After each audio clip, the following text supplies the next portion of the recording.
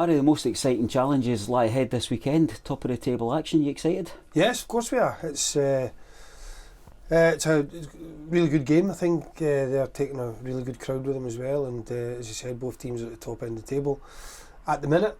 And it's one that we're really looking forward to. The buzz about the place is kind of obvious in terms of the ticket sales as a bottom line. It's a game that's captured imagination. Yeah, I think so, and that's credit to the players, because it's down to them to win football matches and perform to their best ability. And if you do that and you bring out excitement and a bit of entertainment along the way, the fans will come, because you know that the fans are like here. They see the hard work in the team, they see the way the team wants to play, the energy in the team, and that you can see there's a real bond between the two of them at the moment. But it's down to us to keep that bond going, and down to us to keep them coming back and supporting their team, because we need to put a good product on the pitch. And to be fair, the players have done that of late. How's the energy about the camp? As people like me always say, is it as it always is, high tempo, and it looks like a group that are buzzing? Is there up to nonsense outside? Yeah, listen, I was always big on a good culture, and when you're winning games and you're doing well, the culture's it's quite easy to have a good culture. But when things are not going so well, if you lose a few games, that's when your culture really gets tested. But for me, they've not had a lot of that. But I still can see in the players they're really good people who want to work hard, and we're all pretty honest with the word go, and I think I've been quite clear on that. Dedication, hard work, and if you bring that, we'll enjoy it. Yes, you can lose games, you can have bad games, but the main aim is there's a non-negotiable on hard work and being good people. Speak about the work rate, speak about the tempo you want, the character that you want. How does the kind of analysis side of prep fit in from a player's perspective? I can't imagine you're a guy that has players sitting down for hours upon hours. No, well, we don't. We do have analysis. We have loops that go on every single day, where the players are training's recorded, and they get to see everything we're working on the day before. I think it's a good way when you get players actually watching it free of being in a classroom, and then you can see them communicating with each other.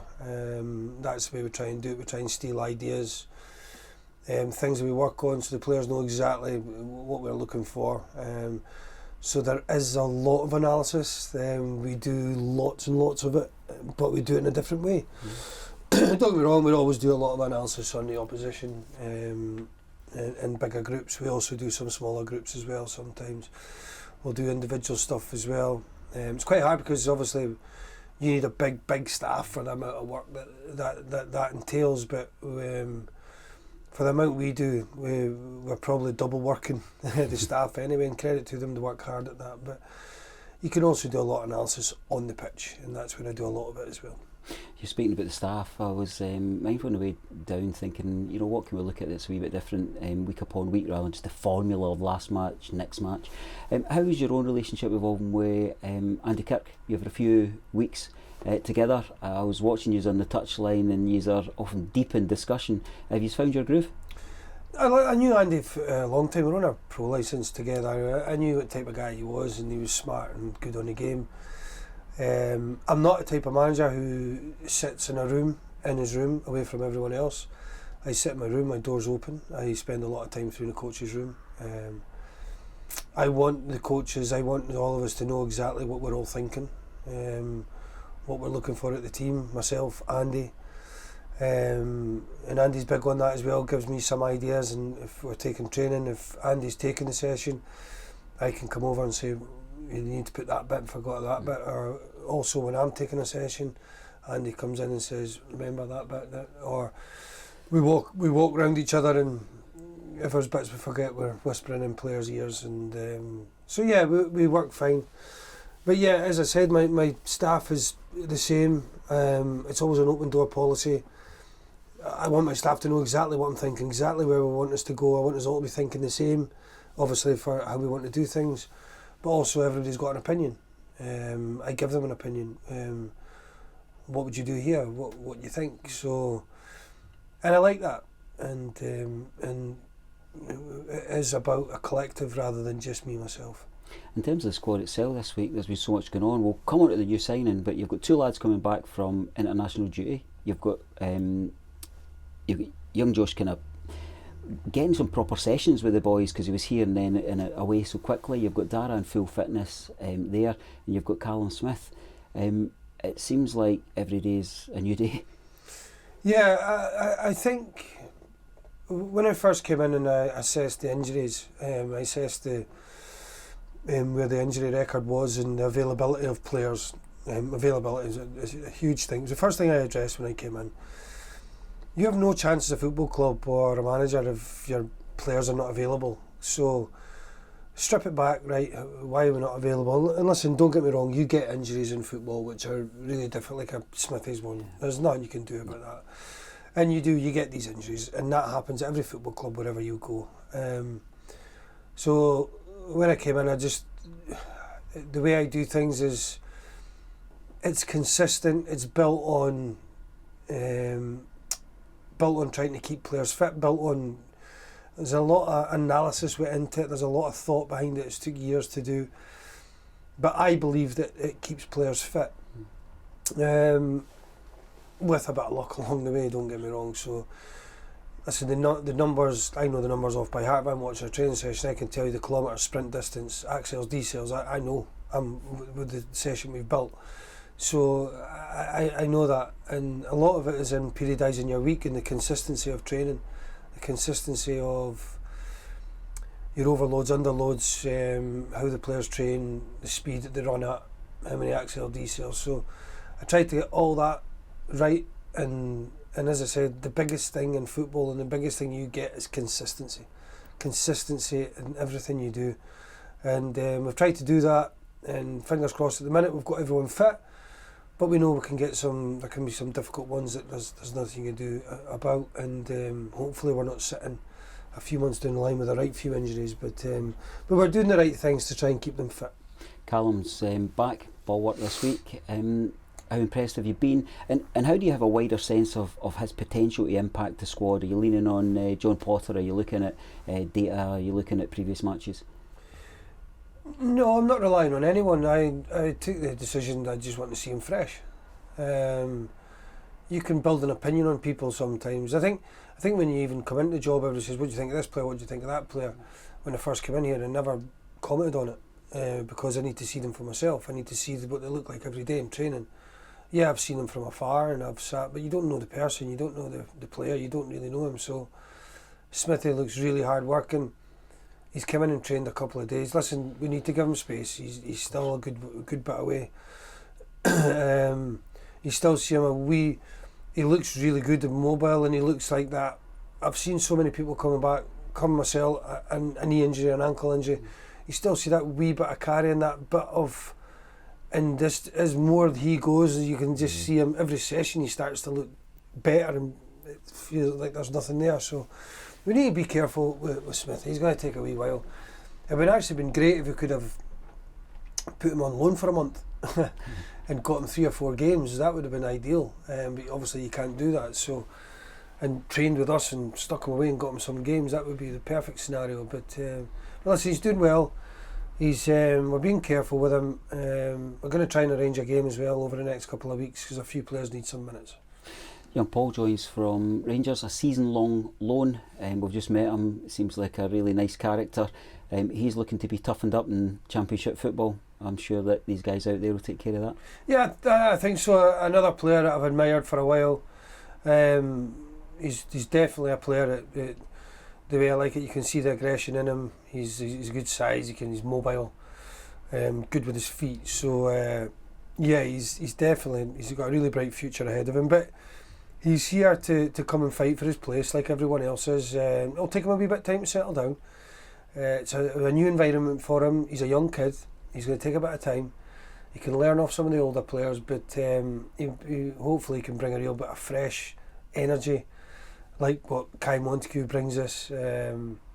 So you see Kai sitting there at the moment, and then you've got Paul obviously as well. We've got some good young ones in there. We've sent wee Gibbo out on loans. I think he needed some games at this moment in time. we got some young, hungry ones coming, and I like that. And I like that in training. And these boys will want to be on the pitch right now, but their time will come, and it's a bit like trying to hold them back. But you're not trying to hold them back, but you've just got to just put the reins on them a little bit. So, yeah, I'm hoping that he can come and influence the team. As I said, needs to work hard to try and get in the team. But yeah, hopefully he's going to be a good signing for us, good addition. You told us some really interesting detail on the Club 1883 Q&A, where it's about this. It's like a tide coming in and out, where we want to develop our own talent, we want to take the best that we can be offered. How do you strike a balance with that? Well, it's not easy, and as I said to you in the webinar we were on, sometimes you can have a look at some younger players to come into the club, and obviously they're at a bigger club, and they come in here and they can enjoy it, and they can see it, and they can see the people, the way we are, the place, the work we do, and if for whatever reason, whatever this club is, I'm not talking about any players in general, any players that are here at the moment, but these are the type of player that, because we've not got a youth academy, these are the type of players that maybe come back when they're 19, 20 and say, do you know what, I really enjoyed it there. Then we can develop them the way we want to develop them.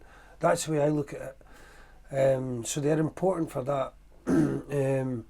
So yeah, it is trying to get a balance right.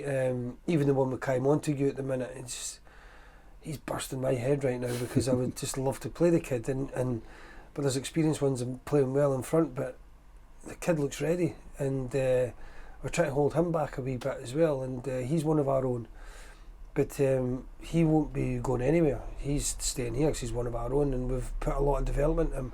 The difference in that kid over the last 3 or 4 or 5 months with the training programme that we've put in him now, the different types of sessions, he does more sessions now than he's ever done in his career. You see the development in his body because he's doing more weight sessions, more tailored sessions for him. You can see the much more accel decels he's doing in training, giving him power in his legs.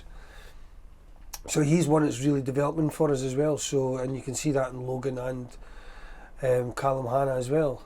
So yeah, we've got ones that we want to develop, and hopefully we can bring them through.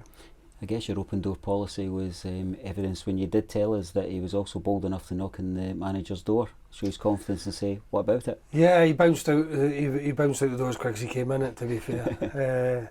But no, listen, he's a young kid, and they learn that. I'm glad he's got that in him to come and knock the door, and he's got that personality in him, and I like that. And but he thinks he's a finished article right now, as we all did at that age, but we can see a bit more into the future than he can, and we've got a bit more experience. So listen, great kid, good player, but we need to make him better, and we will. Let's come back to the big game tomorrow. We've locked horns with St Johnstone already this season. We've both had eyes on each other. How much stronger, more cohesive, more creative do you feel we are now to where we were a number of weeks ago? Well, I think in that game, I think anybody that watched the game, I think the first 10-15 minutes was really close. I think we'd have better chances. I think we'll go through, we get a perfectly good penalty. That everybody saw that the referee actually came in and apologised to me about it.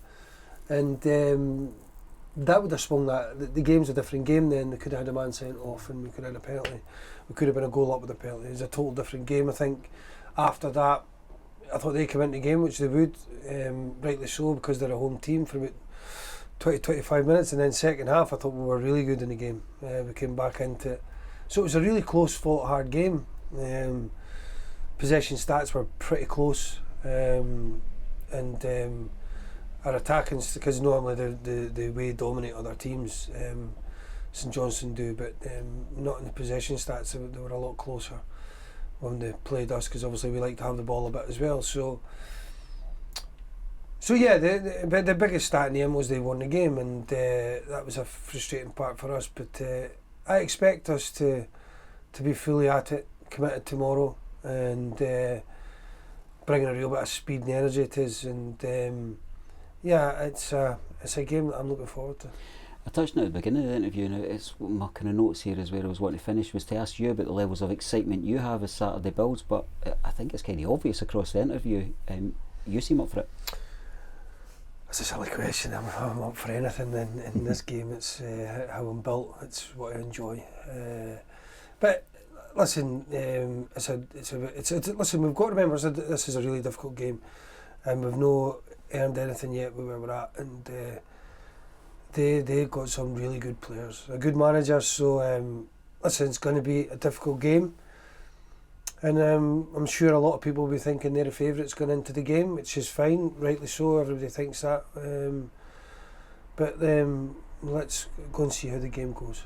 We're looking forward to it, Barry. We'll catch you tomorrow. Thank you.